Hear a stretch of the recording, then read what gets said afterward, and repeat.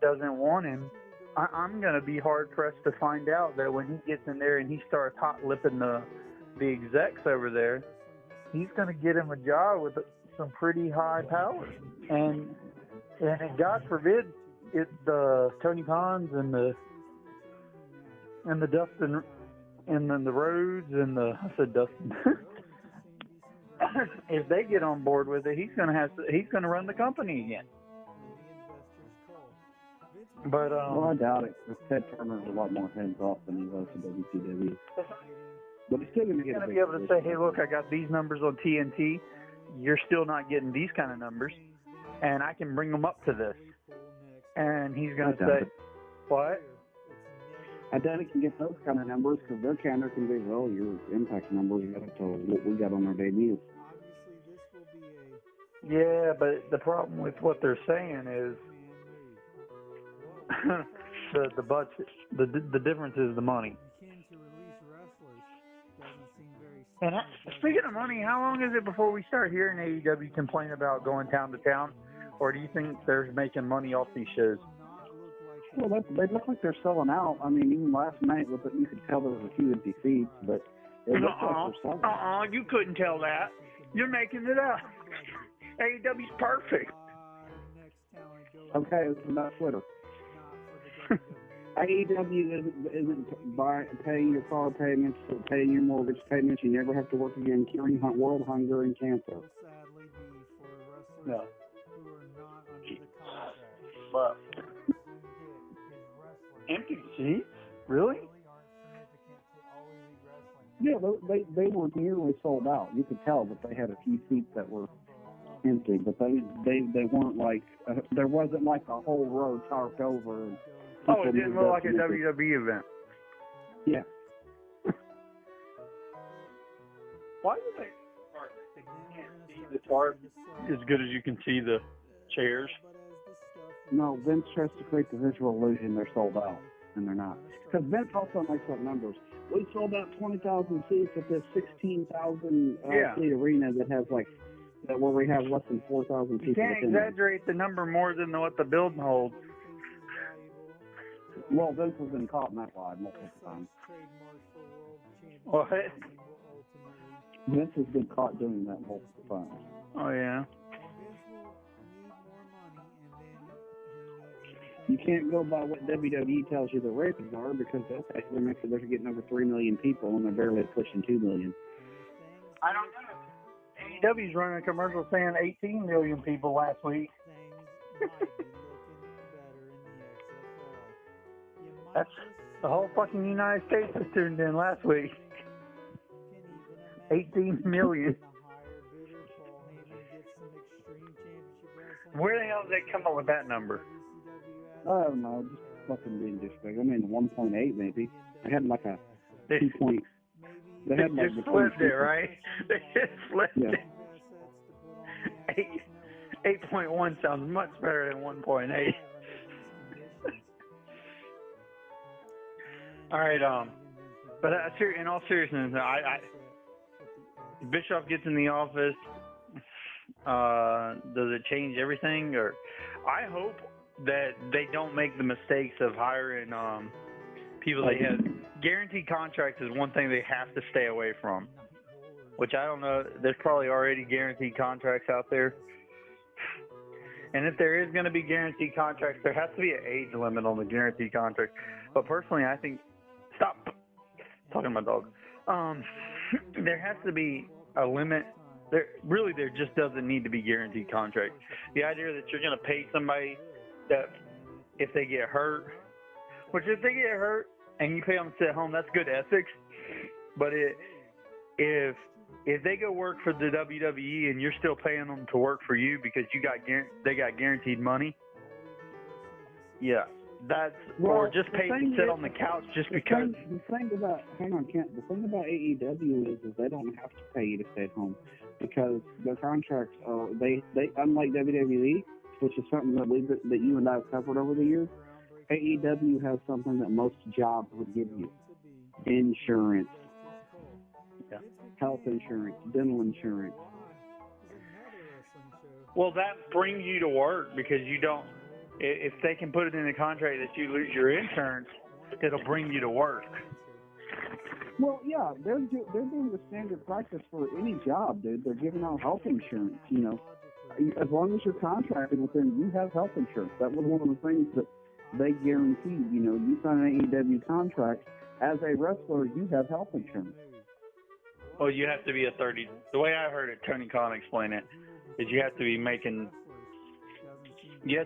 30 days, 29, 30 days a month.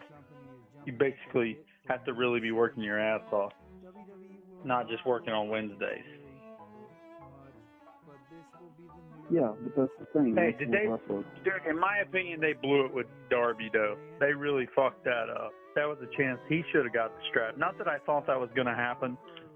Darby Allin should have gotten the title. A lot of people knew that it wasn't going to happen. But no, I knew it wasn't going to happen. But I also realized there was a moment to seize, and they just chose not to seize it. All right, and I really think this is probably their biggest blunder yet.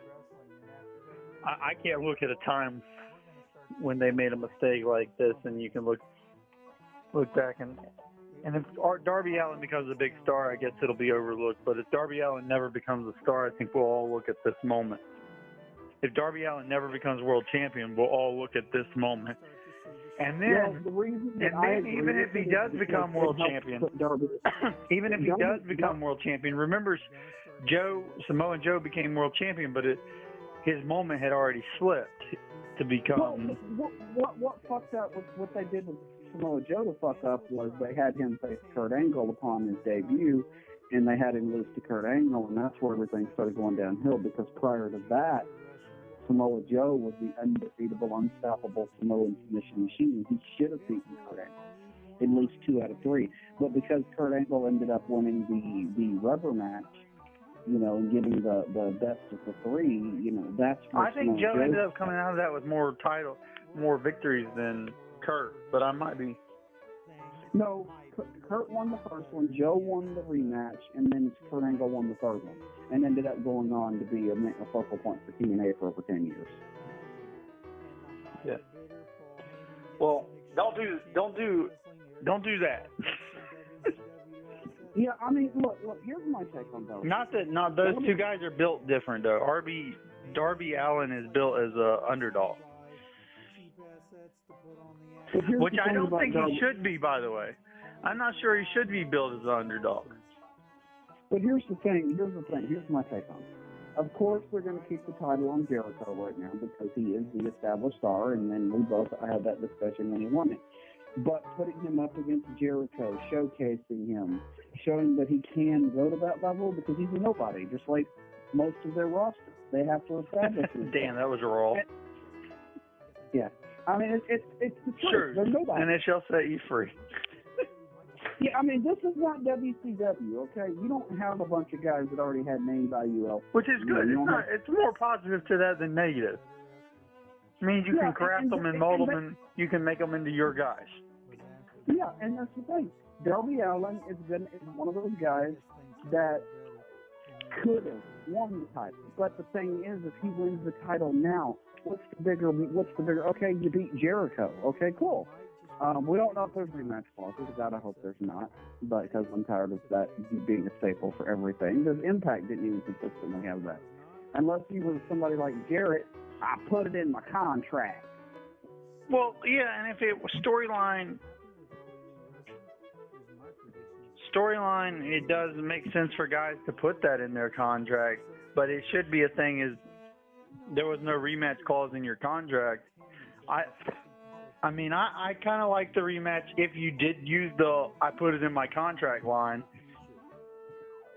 But I didn't. I enjoyed TV. I don't like it if it's just a default mechanism to get your TV rematch. Well, no, it's a default mechanism so they don't have to build up these feuds because it's short-term booking. Because that's all WWE does is short-term booking. They've been doing it for years. It's just a way for them. It's just a way for them to keep turning. The only time a rematch is if it's going to rematch to the next pay-per-view. Now, if you're going to do this, I'm all right with it as long as it don't rematch to TV. Well, I have a problem with it because that's what WWE was doing for years. I mean, they would, I have an automatic rematch clause, so I'm going to go Yeah, but if after you got a good feud going on, you can continue it for another month or, ideally 3 months. But when did WWE ever had a good feud? They haven't had good, quote-unquote, I don't know. I don't watch WWE and really choose not to. For the moment. I cover WWE. I don't really watch it either, but I do pay attention to what's going on, I mean, Sammy Callahan and Brian Cage have an excellent feud going on right now in Impact Wrestling. I could see that going, if they wanted it to, with that intensity level, that could go across a couple big events, but What the hell are you talking about? It's fucking Impact. That shit could go on for fucking 2 or 3 pay-per-views plus a bunch of side road shit where they have variations of that. And Impact can tell a story and keep it going. I mean, hell, Sammy Callahan's great, especially like when he made Eddie Edwards. I don't give a fuck what anybody said. He made there's Eddie a lot of good stuff there. That's what I'm saying. TNA is really good at this point about their storytelling and the way that they keep these things going for months on end. Because, fuck, Impact is so good at what they're doing. And I'm saying this not just as an Impact fan, but also unbiasedly. I'm saying this because I'm sort of biased. But Impact, let's say you have Sammy Callahan and Brian Cage. And Brian Cage doesn't win. Sammy Callahan goes and does 2 other short-term things. But they're going to go back to their feud to settle it up. They did it with Rosemary and Sue Young. What about Rosemary? What about I think I can't think of it. In a couple weeks, they're going to announce the Wednesday before Full Gear. The Wednesday before Full Gear, they're supposed to start doing a top 5. A top 5 for the. It's going to be like a top 5 entrance, the top 5 promos, stats all across the board. It's even going to be things like top 5 pyro, stuff like that. Everything. Top 5 pinfalls, top 5 submissions. They're going to, and then from that week forward, it's supposed to continuously, there's going to always be a top 5 for all these different things. Like when you're watching football and like a guy, the receiver, as soon as the receiver catches the first one, then they release a bunch of receiver stats. That's where they want to get with this going. As soon as Aaron Rodgers throws a long pass, they tell you how last week he threw this was his longest pass and this was his shortest pass, because that's what Aaron Rodgers is known for. They're going to start popping these graphics up on the screen. What's your thoughts of hearing about stuff like that? I like the fact that it's more sports-oriented, and I like the fact that that's something that the Bucks, Cody, and Kenny did pick up in Japan. So that's something they kind of already do over there? Maybe not that extreme, though, right? Well, they do it, but it's not like you remember that. You remember when WCW used to do the tail of the tape? Yeah, well, TNA did too, but I mean, I'm talking about this is a lot more than tail of the tape. Yeah, that's what I'm saying. It's going to be kind of like it, because in Japan, this is going to be like when a guy hits a clothesline, and they compare, and they're going to show you different comparisons to other people who hit clotheslines, or the master of the clothesline. You're going to see like 3 fucking people up there, and I mean, you're going to be seeing this run across the bottom of the screen as you're watching your wrestling match. Yeah, I mean, like on that note, let's say so-and-so does a clothesline, and they'll compare it to like Stan Hansen's clothesline because he's known as hilarious. So, well, I would think that they're going to try to keep most of their stats in-house, so it'll be compared to like, obviously, if they do the clothesline, I don't see anyone who's going to beat Hangman Page of that. Well, they can compare it to like WCW people. They can do that. You see the Hangman Page. Then you could see who else has a nasty clothesline? Oh yeah, John Moxley. He has a pretty nasty sick one. You get my point, right? Yeah, I mean, did I miss anybody iconic that I shouldn't have missed? John Moxley. I want to say Jericho, even with the Judas effect, even though it's not really a clothesline, but it does have clothesline atmospheres to it. Really, it is a clothesline. It's just for the back elbow. It's a spinning back elbow, and I think it's a fucking stupid move. Will Ospreay's over there doing the fucking spinning elbow to the back of the head better than that. So, you talk about nasty elbows. Alrighty. That's going to wrap it up for this one. I'm Kent with Full Entertainment Media, and that's youtube.com/Full Entertainment Media.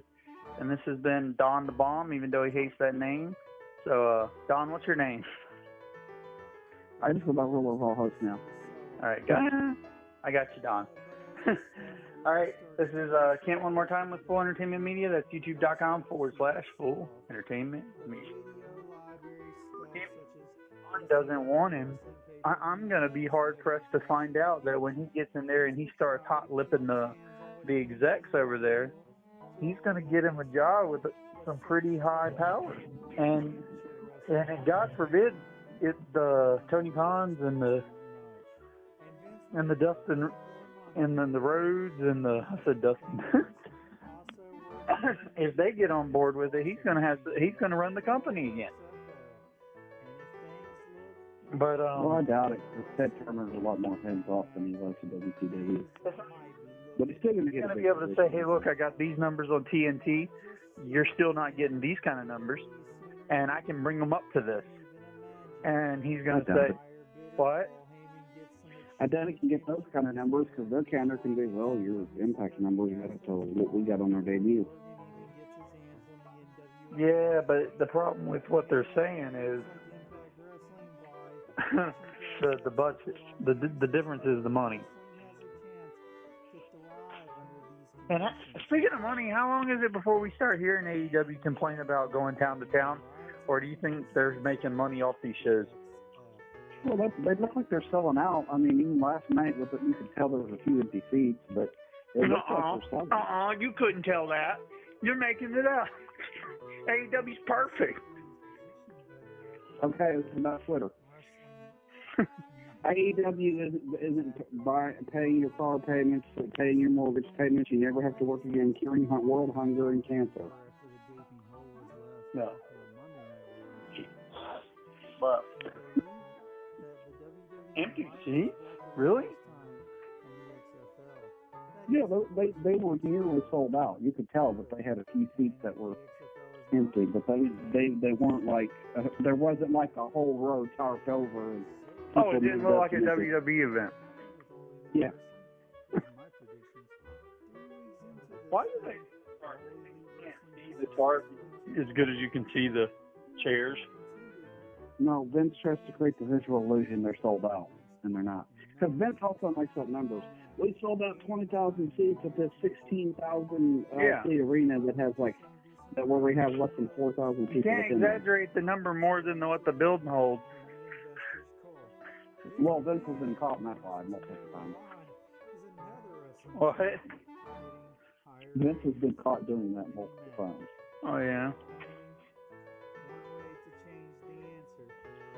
You can't go by what WWE tells you the ratings are because they'll tell you they're getting over 3 million people and they're barely pushing 2 million. I don't know. AEW's running a commercial saying 18 million people last week. That's the whole fucking United States was tuned in last week. 18 million. Where the hell did they come up with that number? I don't know, just fucking being disrespectful. I mean, 1.8 maybe. I had like a 2 point. They had like just flipped it, right? They just flipped it. 8.1 sounds much better than 1.8. All right, but in all seriousness, Bischoff gets in the office. Does it change everything? Or I hope that they don't make the mistakes of hiring people they have. Guaranteed contracts is one thing they have to stay away from, which I don't know. There's probably already guaranteed contracts out there. And if there is going to be guaranteed contracts, there has to be an age limit on the guaranteed contract. But personally, I think, stop talking to my dog. There has to be a limit there just doesn't need to be guaranteed contract. The idea that you're going to pay somebody that if they get hurt, which if they get hurt and you pay them to sit home, that's good ethics. But if they go work for the WWE and you're still paying them to work for you because they got guaranteed money, yeah, or just pay to sit on the couch just because. The thing about Kent. The thing about AEW is they don't have to pay you to stay at home because their contracts are they unlike WWE, which is something that you and I have covered over the years. AEW has something that most jobs would give you: insurance, health insurance, dental insurance. Well, that brings you to work because you don't. If they can put it in the contract that you lose your insurance, it'll bring you to work. Well, yeah, they're doing the standard practice for any job, dude. They're giving out health insurance. You know, as long as you're contracted with them, you have health insurance. That was one of the things that they guaranteed. You know, you sign an AEW contract as a wrestler, you have health insurance. Well, you have to be a 30. The way I heard it, Tony Khan explain it, is you have to be making 30 days, 29, 30 days a month. You basically have to really be working your ass off, not just working on Wednesdays. Yeah, but that's the thing. Hey, dude, in my opinion, they blew it with Darby, though. They really fucked that up. That was a chance he should have got the strap. Not that I thought that was going to